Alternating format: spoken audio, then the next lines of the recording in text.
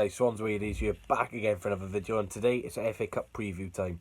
Swansea will be taking on Queen's Park Rangers at the Key and Prince Foundation Stadium. When I made the visit in August, we won 3-1. It was a really good day, the atmosphere was incredible, and we thoroughly deserved the win. Hopefully it can be the same result, but I'm not really too bothered actually. The time I'm recording this, we've got a few injury concerns and a few players who can't play. I'll get onto that in a bit. But obviously we've got a big game next weekend against Cardiff City, and I'd love to see some players being rested, such as Andre Ayew, Freddie Woodman, players like that. So if we do lose, I'm not really bothered. It's the FA Cup at the end of the day. At the end of the day, the FA Cup used to be a brilliant tournament, but it's gone down in my estimations, really.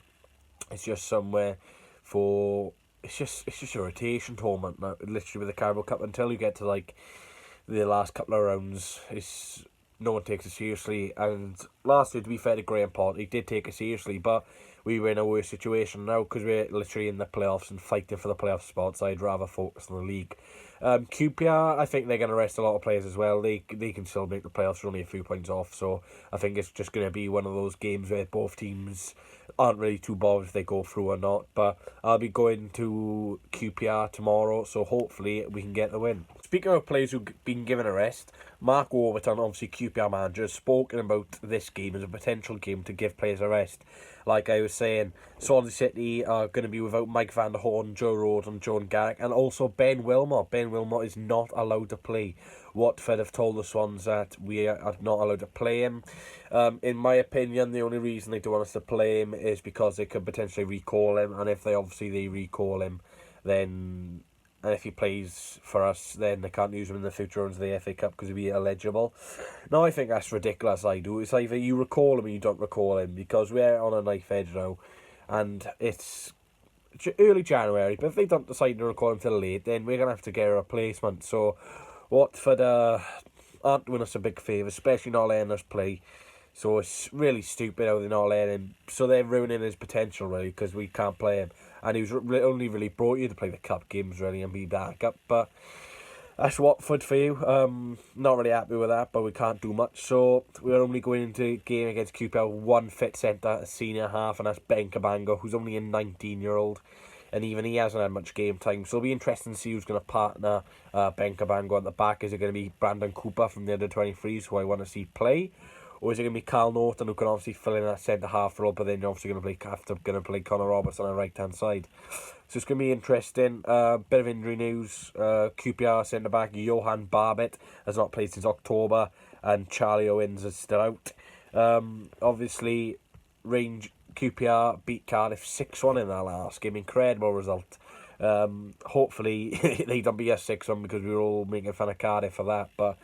That was embarrassing for Cardiff. Obviously, in our last game, we got a much deserved and needed 1-0 victory over Charlton.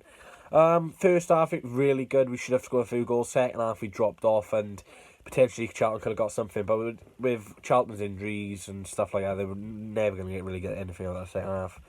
But, in my opinion, it was a solid win, and we'll be going into this game with a bit of confidence. Right, score prediction time, where people who get their score prediction might go on the screen. And I think it's the first time in a long time, I think it's the first time ever on this channel I've got the most people on. I think it was 4 people who predicted a 1-0 victory. Obviously, they got scorers wrong, but that doesn't matter. Still waiting for someone to get the correct score and scorers. That's incredible if anyone gets that. But congratulations to these 4 people who'll be on the screen now. 1-0 Swansea. Fair play to you for getting that. I predicted 2-0 Charlton. I was not confident, but... For this game against QPR, I don't really know what to predict, really. It's going to be 2 rotation sides. I don't think any really wants a draw, but I think it'll be a draw. I'm going to go for a entertaining QPR 2, Swansea City 2. Scorers, I don't really know scorers, to be honest. There's going to be so many rotations and stuff like that. But I'm going to take a guess. QPR, I'm going to go for Mark Pugh, and will Hugo play? I'll go for Hugo. And then for the Swans, I'm going to go for Boha Baston. I think he'll play. And I'm going to go for Selena. I think Selena will play as well. So Hugo, Pugh, and Selena Boha. Going on to my team, I'll go for Christopher Northville in goal. Right back, Connor Roberts. 2 centre halves, Cal Norton and Ben Cabango. Left back, Declan John. In the CDM role, I'll go for Jay Fulton. Partner him in the midfield will be Tom Carroll and Jan Danda for me.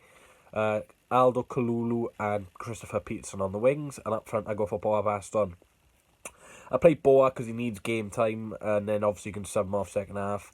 Kalulu and Peterson needs minutes. They haven't played much football. Obviously you can have Routledge and Dye on the bench, but Danda, I start him because he needs a run of games, but Selena, I still believe he's an important player, so he can come off the bench, possibly. But let's hope we can go into the QPR game with a bit of confidence and hopefully progress to the round 4. We did have a good FA Cup run last year and everyone enjoyed it, but if we can go on a similar run, I think everyone will enjoy it as well. We didn't get a QPR vlog on, so it's not much to speak about QPR really, apart from the fact that they won their last game 6-1 and they're on a decent run. Yeah, so that's going to be it for today's video. Make sure you leave a like, comment, subscribe. The vlog will be out tomorrow about 5 to 6ish, so make sure you turn notifications on so you instantly know when I'm uploaded. Make sure you follow all my social medias down below as well. Anyone else making a trip and see me tomorrow and then want to be in my vlog, make sure you come and meet me. I'm actually going to QPR without a ticket. I was pay on the day, so I'll pay on the day.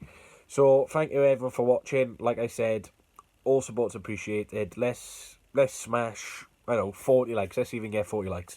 I'm going to start doing like targets from now on. But for now, guys, that's it from me. Come on, the Swans. I need a one more chance. Oh, baby, let me show you. I need a one more chance. Oh.